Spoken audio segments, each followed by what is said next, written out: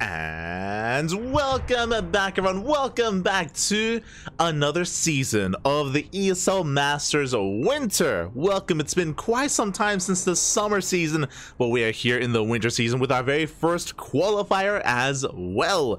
Of course, we are here covering the Asia regional qualifiers. Later on in the evening, they're going to be the European qualifiers and the Americas qualifier as well. I'm of course your host, Live VIP, and with me I'm joined by my lovely and beautiful plushies out here, and by these lovely players as well. Exclamation mark B in the chat. If you guys want to link to the bracket yourselves, you get a link to the Wikipedia page, you can get a link to the ESL bracket as well, and we have quite a stacked lineup. For those wondering, the Asia region is a new region this year. In the past, the region was split up. There was the China qualifiers, the Taiwan Hong Kong qualifiers, there was the rest of Asia qualifier, which is Oceania and Southeast Asia. And those three regions have been merged into one. They've been consolidated into one force. The same happened with the Americas. There used to be a North America qualifier and a Latin America qualifier. This year, the Americas. This year it has all come together. And on the one hand, it makes it easier to cast, because we used to cast, like, again, all of the regions, one after the other, after the other, after the other. And hey, we'd have some marathon casts. You know, we'd cover everything. Of course, we'd cover everything except for Europe. We wouldn't cast Europe. Yeah, now they've all been consolidated, so it's a little bit easier to cover, but it does make these regions that much more competitive and that much more brutal as well, that much more cutthroat, because you have the best of the best from all these regions coming together, and now there's that much less room for error. You know, it's difficult to really shine, or a little bit more difficult to really shine through. So best of luck to all the players that we have tonight. It's not going to be easy. It is not going to be easy. Again, already some of the heavy hitters are facing off. For those of you that are maybe unfamiliar with this region, we have EnDerr, who is one of the best Zerg players in Southeast Asia. You know, he's up there alongside Mia Micah, Demi, Go Joey, for example. EnDerr also among them, as he's the best Zerg player in the Philippines.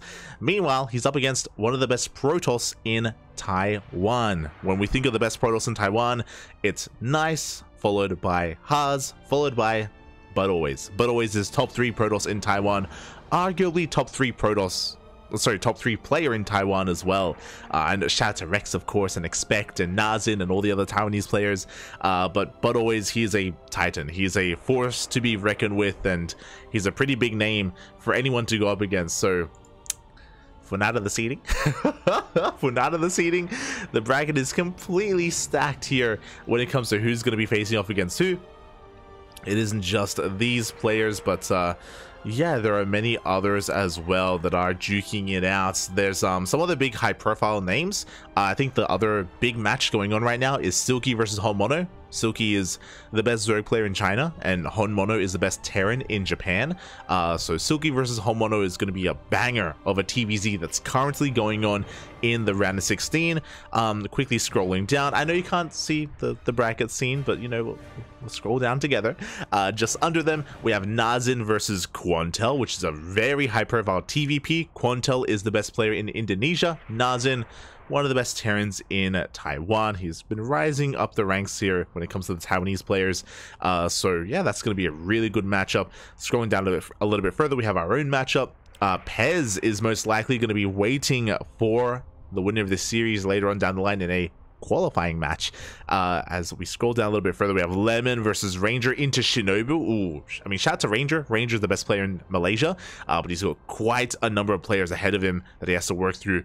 Ooh, facing off against either Jim or Yoger in the quarterfinals. My oh my. Again, some big names already. We got Jadong Oz, aka Joliwa Loves, is going to be facing off against the winner of Demi and Knock Knock. Shout out to Knock Knock. Terran player, you know, big fan of the channel, big supporter of the channel, so much love to Knock Knock. Ryu White versus Kingslayer. Kingslayer, he popped off last season. Kingslayer was one of the dark horses in the qualifiers in the last season of DreamHack Summer, and my favorite. Kingslayer, he made a lot of fans, and I hope that Kingslayer makes another deep run this season as well. So best of luck. When it comes to the format, for those wondering, this is the first open qualifier for the Asia region, and there is a second qualifier as well, which is tomorrow. followed by a closed qualifier. So these open qualifiers are quite brutal. 4 players make it through the open qualifier. Each one, I should say, each one. So the quarterfinals matches, the round of 8, those are qualifying matches. It's best of 3s up until the qualifying matches, which are best of 5s. So that is when things change. That is when the pressure is on. And if we're lucky, we can cast multiple qualifying matches, but we'll see. We'll see depending on how fast or how slow our series are. There are a lot of players that I'm a fan of that I would love to cover. I mentioned them earlier, right? Like, I want to follow these players here, you know, EnDerr, I want to follow Ranger, I want to follow Demi, I want to follow ButAlways, Rewide, Jollywa Loves, Hon Mono. They're all near and dear to my heart. So that's the rough thing about consistently casting this region, is that, you know, you become big fans of all these players, and you know, you want them all to do well, you want them all to succeed, but the reality is that, you know, you can only 4 make it through. Only 4 make it through, and you only have 2 chances. There's Open Qualifier 1 and then the Open Qualifier number 2 as well. So again, very cutthroat, very difficult to make a deep run. So I do wish the best of luck to all of our lovely players here tonight, and I look forward to seeing them again tomorrow as well. Again, tomorrow is going to be our next cast as well. As we get ready for this.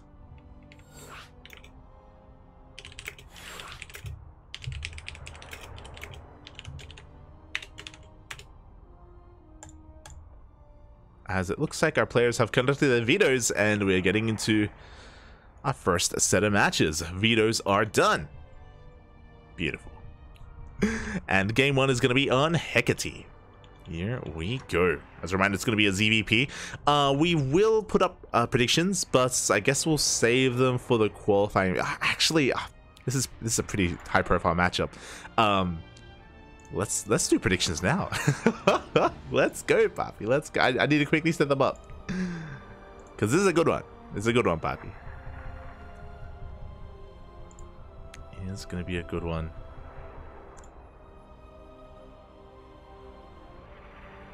As yeah, I will try to get that ready here. Where are we? The round of 16? No. Round of 32. Okay.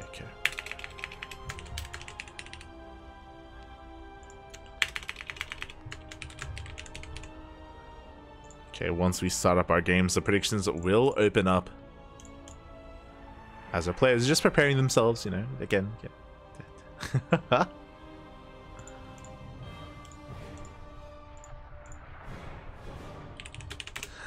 Oh, let's go. Initially, we weren't going to have game hard for game 1, but game 2. Yeah. Let's go. Alright, let's go. But as soon as we start up a game, the predictions will be open in the chat, so you can place your bets on who you think takes this. I did kind of build them up earlier. Again, EnDerr, he's the best Zerg player, or the best player in the Philippines. He has been on that grind set for quite some time, and he has been streaming quite a lot over the past couple of months. Likewise, ButAlways, one of the best Protoss in all of Taiwan. Oh boy, so already the big names are hitting each other, the big names are popping off, and it's not cut and dry. I wouldn't be surprised if this goes to the ace match. I wouldn't be surprised if this goes all the way to game number 3. If I had to pick a favorite player, I think I would give the edge to EnDerr. The only reason why I say that is because I'm pretty sure EnDerr has been more active. He's been very active recently, especially when it comes to the new patch. From my understanding, ButAlways hasn't been. From my understanding, ButAlways has been a little bit more inactive and has been playing every now and then, but he hasn't been putting in as many hours as EnDerr. So because of that, I give the edge to EnDerr, but it could still go either way. I could still go in either direction.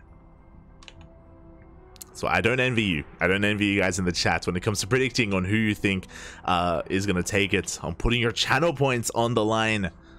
Good luck, Papi. Good luck. As predictions are open. And we are loading in. Catching up in the chat.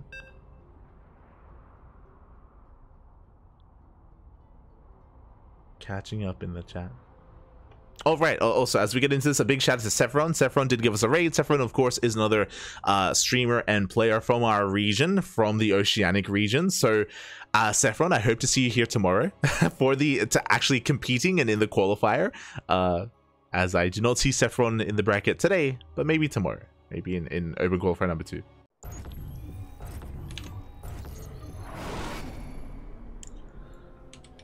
And here we go, spawning in the, oh my god, spawning in the bottom left-hand corner, as I just realized that I didn't even have the scene switcher, but yeah, there we go. We are kicking things off in the bottom left-hand corner of Hecate. We have our Taiwanese Protoss player representing himself. It is ButAlways. And spawning in the top right-hand corner, we have his opponent. We have the Filipino Zerg player, the pink Zerg. It is EnDerr.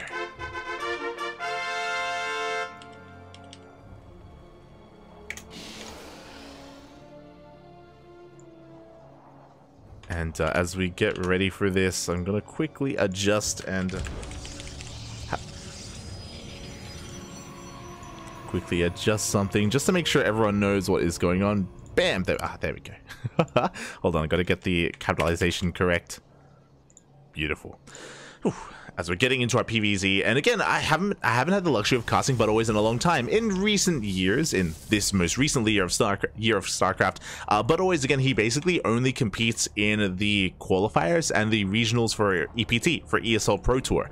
We don't really get to see him compete in the online weekly tournaments or any other like local events. So ButAlways has been relatively inactive, only just now coming back here for the qualifiers, and we'll see if he's in shape, because he's going to need to be in shape against a player of the caliber of EnDerr.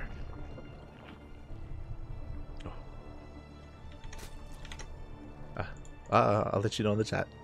Predictions open. Beautiful. Predictions are open. For now, we have a standard opener, we have a gate expand into a cyber core, so nothing too fancy out of ButAlways. We should be seeing a Stargate opener. Now, even though we haven't seen ButAlways in a couple of months, the meta hasn't changed too much here in PvZ. Obviously, the maps have changed, and the maps can influence things like how easy or difficult it is to expand and take a third, take a fourth base. There are definitely some maps that are far more friendly for turtling up on 4 bases and going into Sky Toss, for example. And ButAlways has been known for his Sky Toss in the past. He has been known for his kind of late game Sky Toss play, which we have seen against players like Go Joey and like Rex as well. Infamously, I believe it was the Taiwan-Hong Kong regionals last year that went over time. Like the series was over an hour long or something, and it delayed the European regionals for quite some time. ButAlways was a part of that. I want to say he was a part of that. So yeah, I'm ready for it. I'm ready for an hour-long best of 3 or 2-hour-long best of 3. Give it to me.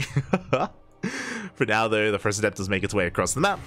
Is going to be heading towards that natural, again, just poking and prodding, just keeping an eye on things, shouldn't really be committing too hard. Meanwhile, speaking of committing, the Overlord goes in, and oh, we do have a Void Ray first out of ButAlways. Interesting. So with this Void Ray first, we're going to be hunting down the Overlords. We're going to be keeping EnDerr in the dark as to the follow-up, and I wonder what the follow-up will be. Will we commit to additional Void Rays and a second Stargate? We can go for a fast Twilight Council into Glaive Adepts, or we can just go into an Oracle. Like, there's plenty of possibilities available here for ButAlways. Across the map, we do have an abundance of lings on the way. 16 lings, oh my god, in production. EnDerr cutting workers very early on at 26, and we are just amassing lings flooding across the map. And do we have enough at home to defend as we delay the third? Interesting. Okay, we throw down additional tech. No third base yet, which means ButAlways is looking pretty solid here on 2 bases. The Void Ray comes in, but there is no follow-up wall. There's no shield battery. We do have a shield battery just now thrown down. The wall is looking solid, but the lings, they crash against it. They're trying to focus on the gateway, trying to focus on the cyber core. Alas, EnDerr does not have enough. He is forced to back off, and this has not been worth it. Looking at the units lost tab, 1 adept for 9 lings. Now, it isn't just 1 adept for 9 lings. We weren't expanding anyway. Like, these lings are containing ButAlways, yes, but ButAlways was always going to be contained here. He was already playing 2 base to begin with this Robo, with the Twilight Council follow-up as well. Going into charge, going into a Warpism. So again, these lings for EnDerr, they could have been drones. They could have been bolstering the economy here for the Zerg player, and because we invested into these, because we committed, Again, not really worth it. We do get a Zealot. We get something at least. And that Zealot is a bit of a tell. You know, of all things, why was a Zealot warped in? I mean, we have a timing here. We have a charge timing coming out from ButAlways. Will EnDerr piece this together? For now, he's droning. He's happily saturating his bases. No tech. No Bailey Nest. Now we have a Roach Warren here at the 5-minute mark. Standard timing for the Roach Warren. But is it going to come out in time here to deal with this attack? As we do see ButAlways expanding. He's taking a third. I was assuming that he may just commit to an all-in and hit a timing here with his Archons. The Templar Archives is about to finish up. Once it does, we can morph in some Archons and we can move out across the map. But last, a third base is taken, and EnDerr gets eyes on this, and with all these things, he can force a cancel, or he can try to. He goes first around, and he will get the Zealot instead. Zealot does go down. We're going to try and collapse on these Adepts, and we will get some of them. Good trades here. 2 Adepts go down. 2 Adepts and a Zealot. We don't get a cancel on the base, but we do trade very well against the army, and charge just revealed itself. So EnDerr is aware of charge. He can bring together his queens. We've got +1 range on the way, so with +1 range, he's going to be going for a Roach-heavy composition. Meanwhile, back at home, Immortals, Archons. Wow, Archon's already going to be morphed in across the map, actually. ButAlways overextending a little bit here with that Void Ray, taking a lot of hits.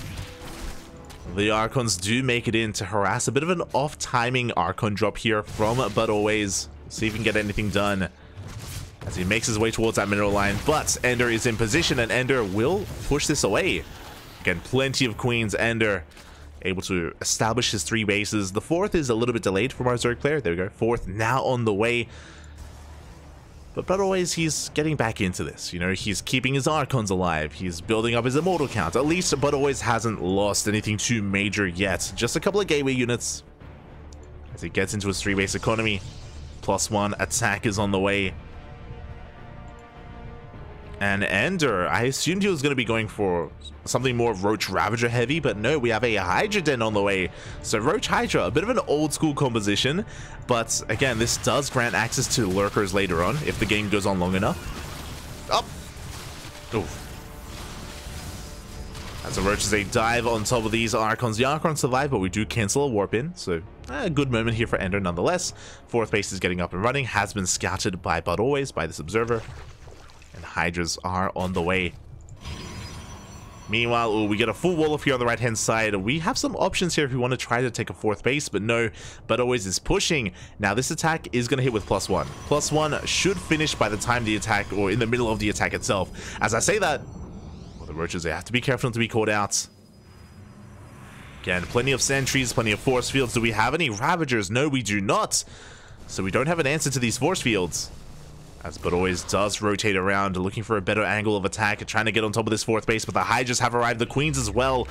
EnDerr has plenty to defend, and he cannot be broken, not here. ButAlways, he sees this, he knows this. Is he going to try to commit anyway? And he has to be very careful. He has potential with these force fields. If he does kind of drag the army out, he can cut the army in half with those sentries.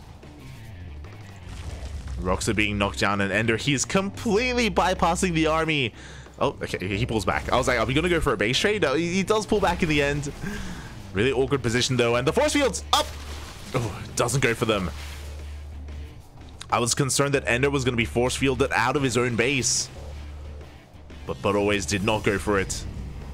He's backing off, and EnDerr is rotating around. He catches an Immortal for free!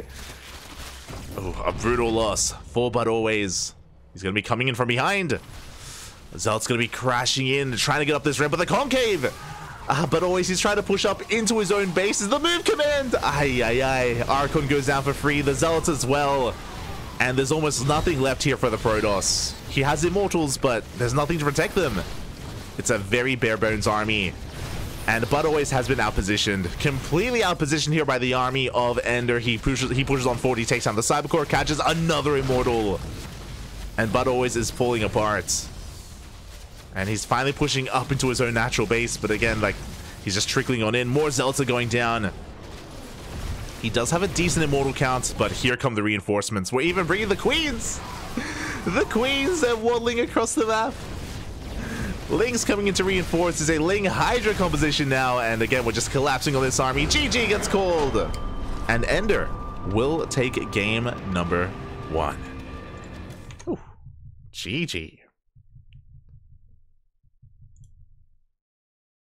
GG, well played. And that was a really interesting, it was kind of a quirky game, I would say. ButAlways intentionally staying on 2 bases, slowly getting, or delaying his 3rd base, maybe a better way to put it. But in delaying his 3rd, he didn't really manage to hit a faster timing or a crisp timing. I thought he was going to be a little bit more aggressive because he delayed his 3rd base. But no, he kind of backed off, he got saturated, built up his army, but by the time he did, EnDerr had plenty to deal with him, even without Ravagers, even with just a Roach Hydra based army. Like, he had plenty to defend, and ButAlways, it feels like he did kind of miss his opportunity there if he wanted to be aggressive. As soon as I saw the wall on the right hand side, as soon as I saw the wall off at the 3rd base of ButAlways, I thought he was going to turtle. I thought he was just going to, you know, take a step back, get a 2nd robo, get a bay, and start working towards Colossus or Disruptors and just building himself up. I was surprised when he moved out. I was, yeah, a little bit surprised as to that. And after he saw the army of EnDerr, I was also surprised that he stuck around. He stuck around and he kept trying to push in. In the end, EnDerr does take game number 1. And now we're headed into game numero 2. Here we go.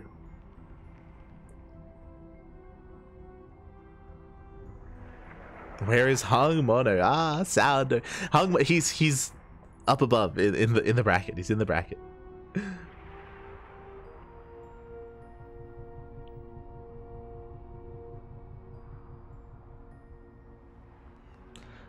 As far as I know, we're the only ones. Yeah, for some reason, the other streamers don't. Oh, sorry. For some reason, yeah, the other casters aren't too involved in this region, which is a shame, right? I mean, you know, we cast everything. we love all the regions, Pop. We love all the regions. But the other community casters, you know, they're they're more involved in their own regions, right? You know, when it comes to the NA casters or the European casters, they're more interested in casting their own regionals. We cast everything, Pop. Cast everything. His name means all in after all in. Oh, thank you for letting us know. I appreciate it. We appreciate any translations in the chat, as we may come up with a couple of moments like this. As spawning in the top right-hand corner of Solaris, we have one of the best Protoss players in all of Taiwan down in this series in the first matchup here of the Open Qualifiers. Can he bring it back? Can he force the ace match? It is ButAlways. And I'll try to fix his name. Or apparently all in after all in. Well, the all-ins, they don't stop, Bobby. They don't stop. And spawning in the bottom left-hand corner, we have his opponent. We have the best player in all of the Philippines, the Pink Zerg, representing himself, leading the series 1-0. It is EnDerr. And, you know, look, if ButAlways is called all-in, then, mate, where was the all-in? I was expecting it. I was even looking forward to it in that last game. I thought there was a lot of potential for ButAlways to commit to 2-base play and maybe even get a fake 3rd. But yeah, it felt a little bit middle of the road when it comes to what ButAlways attempted to whip out in game number 1. Felt very middle of the road, and you know, it wasn't economic or it wasn't overly aggressive either. And as a result, like, yeah, it felt a little bit mismatched, and EnDerr was able to take game number 1. We'll see how things differ here in game 2. Again, I'm sure we're going to be seeing quite a different opener out of our Protoss player. I was fond of the Void Ray first, but we didn't get to see any Oracle play. We didn't get to see any harassment. That's the other big thing, right? There was no Adept harass. There was no Oracle harass. The economy of EnDerr was left completely untouched in that last game. And typically in this matchup, especially early on, the onus is a bit on the Protoss player to get damage done. You know, whether it's with Adept play or Oracles as well, to try to keep the Zerg player honest and try to keep their economy in check and get a read on it as well. At a certain point, I mean, sure, EnDerr did flood Lings, to be fair. Did flood a lot of Lings, but after that, he was able to just drone freely without too much issue. For now, Stargate opener. But from this Stargate, we can go into a couple of different things. We can go Void Ray again, just to shut down Overlords, just to keep the Zerg player in the dark. We could go into Oracles for some economic damage and scouting potential. We can double down and commit quite hard to Oracles to be even more aggressive. And of course, Oracle openers allow you to expand and take a faster third base as well. They're very economic. The reason for this is because with your first Oracle moving out across the map, the second Oracle comes out in time to protect your third against any kind of Ling counterattack.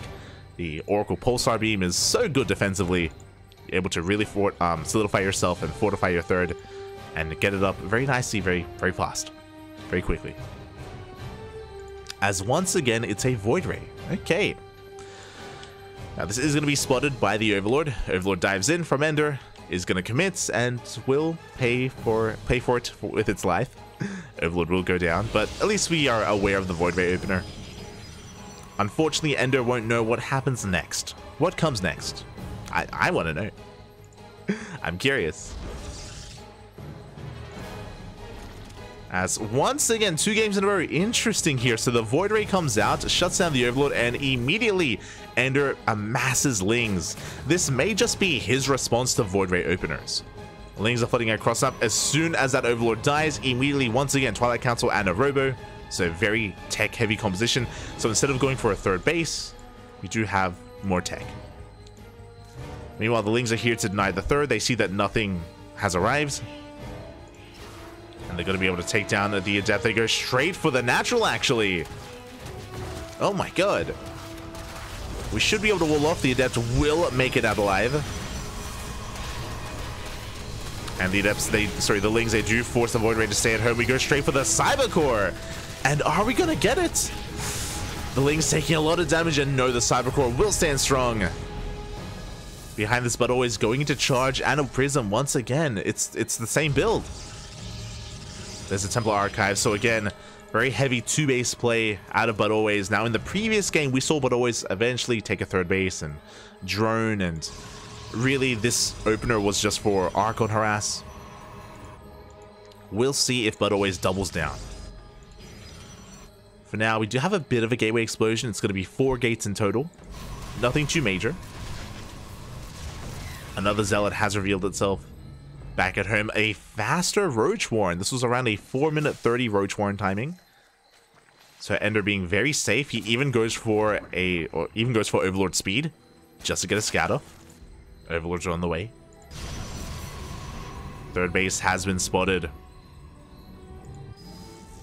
And again, these Overlords are designed to get a read on whether or not there is an all-in coming. This isn't all-in. It's only 4 gateways. So ButAlways is just looking to harass here with these Zealots. And he may be able to catch EnDerr off guard. We can warp in 4 Zealots at a time. No, sorry, we go for the 4 High Templar. So it's going to be 2 Archons and 2 Zealots. Overlord comes in, gets a read on the tech, sees everything is the same as last game, now sees a gateway explosion, so he should know that he's safe. And yeah, EnDerr, he's droning. Saturating his bases, the Archons, they come in. Oh, and EnDerr was not expecting this. Drones are going to go down. And Lings coming to reinforce. Roaches are on the way, but there's a lot of potential for damage. And oh god! 5 workers fall. We go for another big warp in of Zealots. Yeah, and EnDerr was just completely caught off guard. The queens are coming in, but we only have 4 queens. Ah, we were too greedy. Far too greedy this time. EnDerr caught with his pants down. Roaches are trickling on in. Now, he has preserved a lot of his drones. A surprising amount of drones have survived. The queens are kited back. Lings are coming forward. The queens, getting so low. But they will survive. But here on the low ground, the Archons and the Zealots are breaking through. We're getting into the mineral line, and that's a lot of drones. Oh god, no! That's a lot of drones. Oof. And ButAlways is going to be hunting them down. More roaches are on the way, but before they can come out, I think we may just lose all these workers. It's going to be close.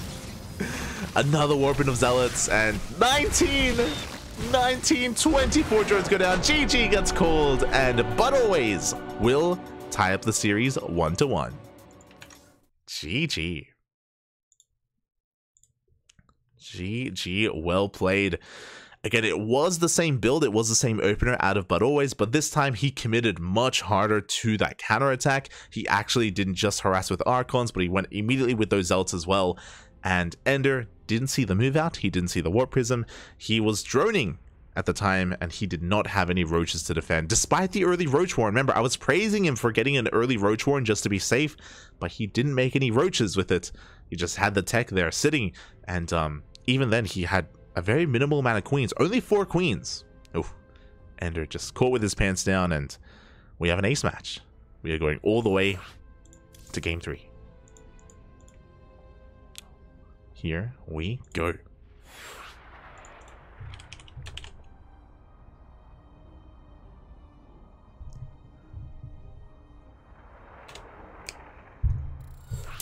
Beautiful. And game 3 is going to be taking place on Golden Aura, and this is what I expected. You know, I expected us to go all the way to the ace match between these 2 players. I would say that ButAlways and EnDerr, they are some of the favorites to go the distance and to potentially even qualify for the event. Potentially. God, there are just a lot of other big names here in the bracket as well. I think Pez is another wild card. Pez is going to be, we're going to feature Pez later on down the line, later on in this qualifier, and he's a hard player to read because I don't really know his state of play at the moment. I don't really know kind of where he is, like, skill-wise compared to how he used to be and compared to all these other players. So I'm excited. I'm excited to find out together as we are getting into the ace match and spawning. Oh, God damn it. They keep switching. Spawning in the bottom right-hand corner of Golden Aura, we have the Taiwanese Protoss player representing himself, tying up the series 1-1. It is ButAlways.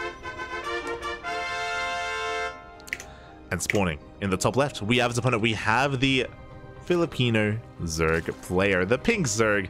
It is EnDerr.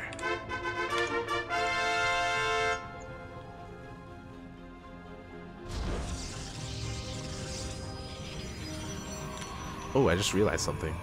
I'll try and fix it later. I just realized that our fanfare is wrong. We have the CranKy. I mean, I guess it's okay.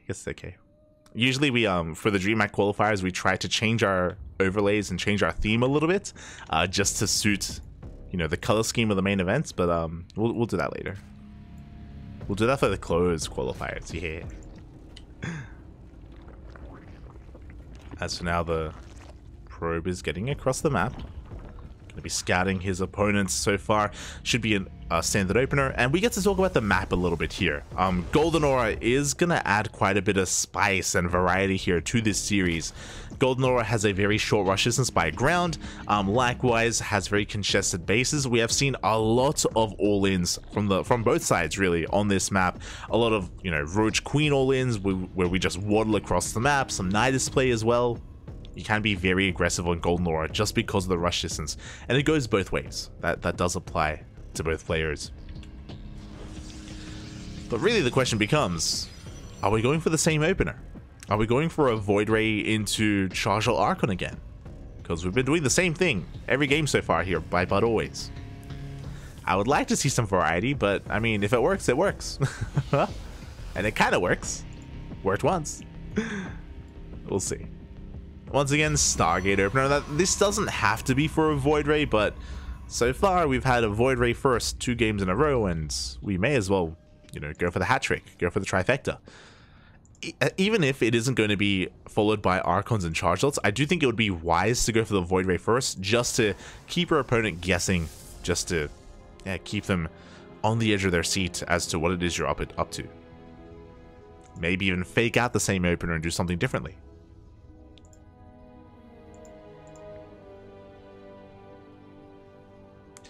Meanwhile, Lings get across the map, and they do manage to slip by the Adept in the end, so we do not have to sacrifice an Overlord. We get it in, we get a full scout, we confirm the Stargate, and we will get eyes on the Void Ray that is on the way. Can we get a probe? Oh, no, we cannot. Oof. We do force some lost mining time, but the Lings go down. They do get the scout off, and the Overlords are trying to evacuate. The Overlords, they turn back around. Overlord speed is on the way to try to save them as well. Bold move here out of EnDerr. Pretty big investment, to be honest. We'll see if the Overlord can make it back home. Oh, actually, he's going to try to hide here towards the left-hand side. Okay. Void Ray comes out. Oh my, and this is what I wanted. This is beautiful. So, again, ButAlways, he wants to make it look like it's the same build. He goes Void Ray first. But behind this Void Ray, We don't get a Robo. We don't get a Twilight Council. We get a second Stargate. Show me the Sky Toss.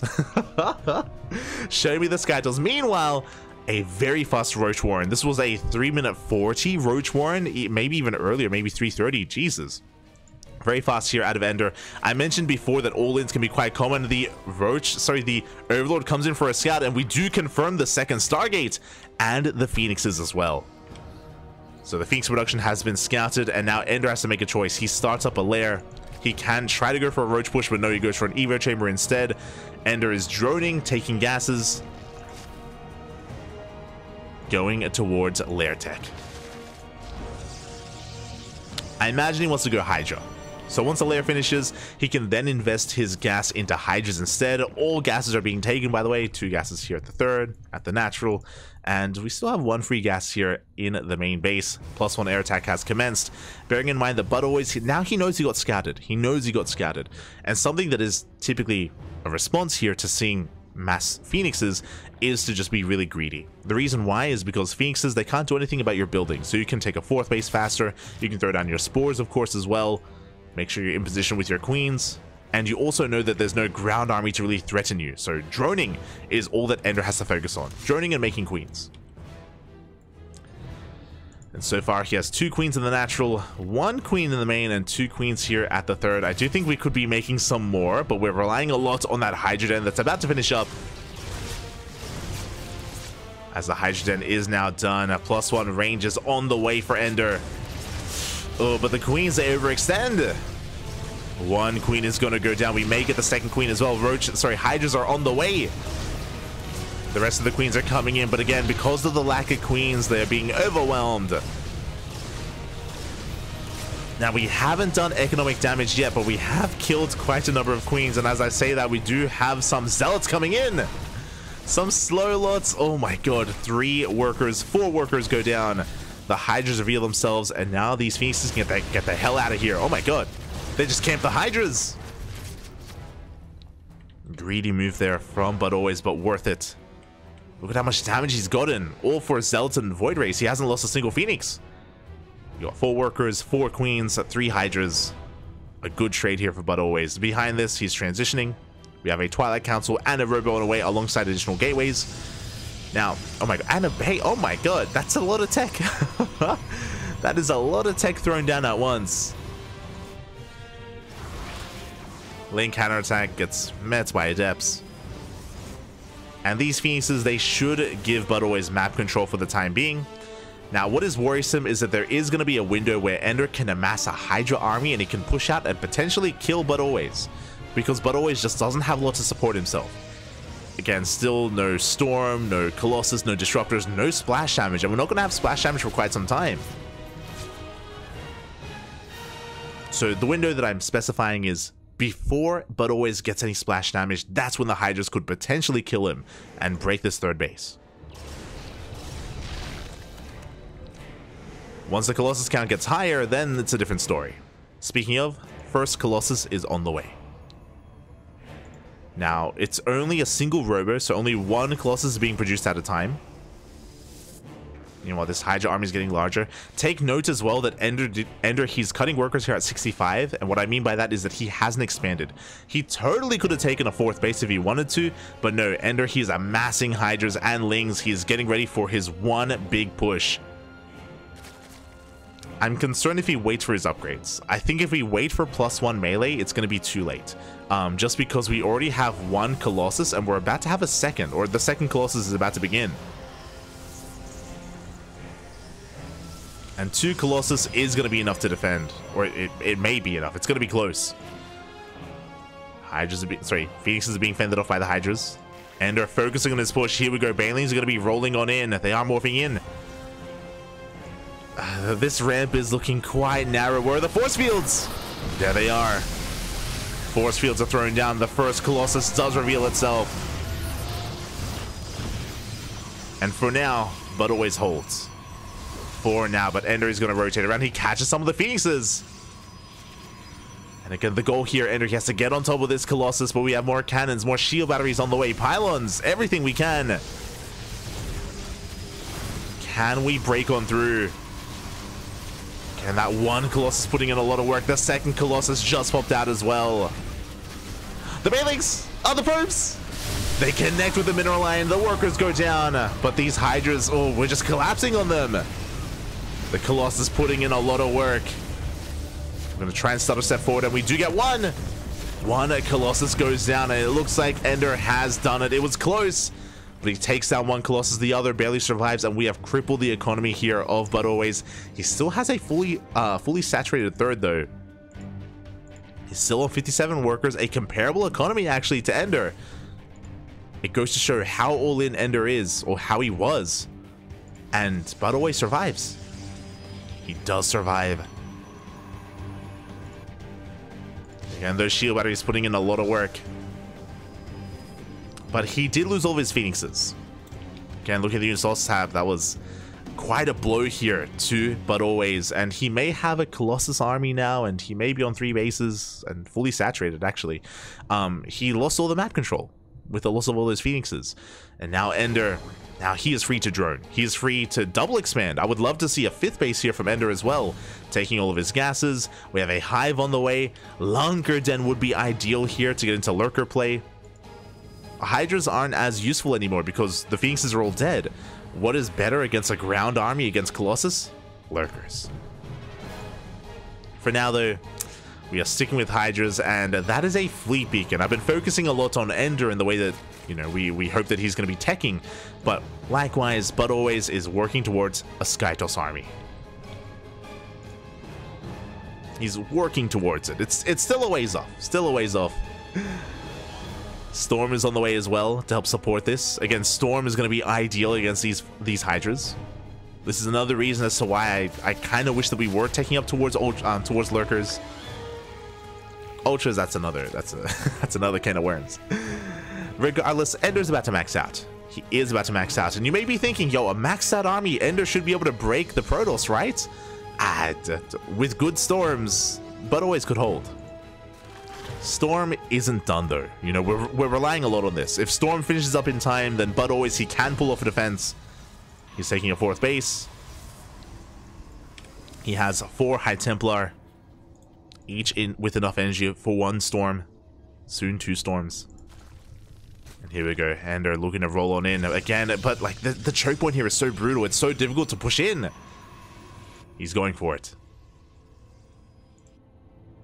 The Hydras have arrived. Sorry, the Vipers have arrived. They're here to abduct. They're here to yoink. They can go for the Colossus. High Templar reveal themselves. We have storms, but no feedbacks. The first Colossus goes down. The second as well, and the third.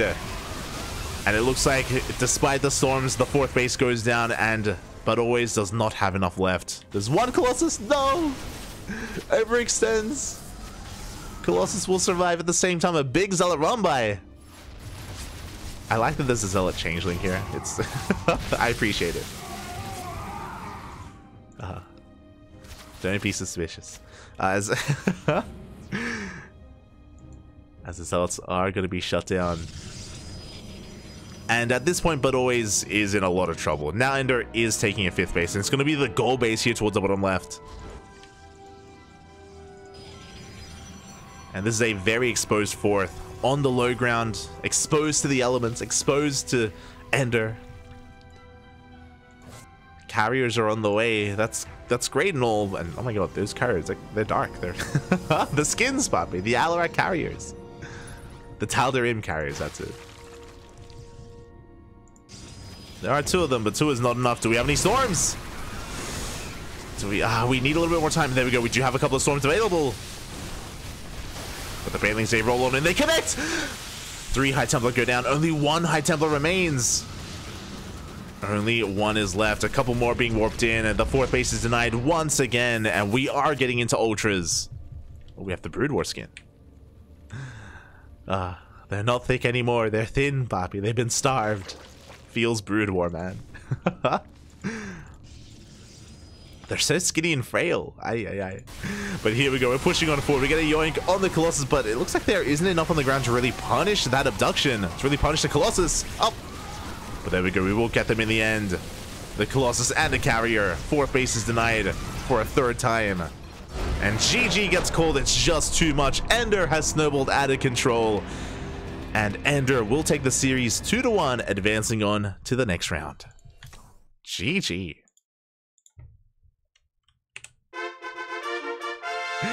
GG, well played. EnDerr manages to pull it off. It was quite close when it came to EnDerr trying to break the 3-base setup, but I think we can all agree that taking that forward 4th base was never going to happen, you know, for ButAlways. ButAlways, he tried desperately to take and expand in that location a couple of times, and it's just such a difficult base to defend, especially when your opponent is being so aggressive and so in your face. It is so difficult to do. GG, well played. I do think that the triangular 3rd base as a 4th is easier to secure, but by the time that the ButAlways was expanding in that area, in that location, it was just too little too late. He had already lost map control, he had already lost momentum, and EnDerr had snowballed out of control. GG. GG, well played. With that, EnDerr will advance on into the round of 16.